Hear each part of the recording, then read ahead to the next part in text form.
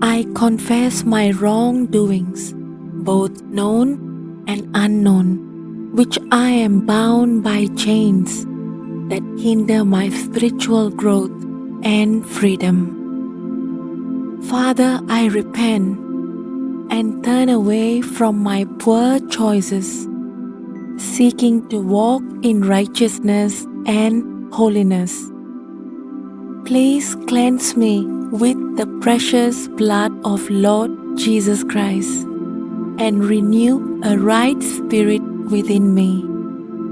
Renew my mind with your truth and help me to stand firm in my faith, resisting the enemy's schemes.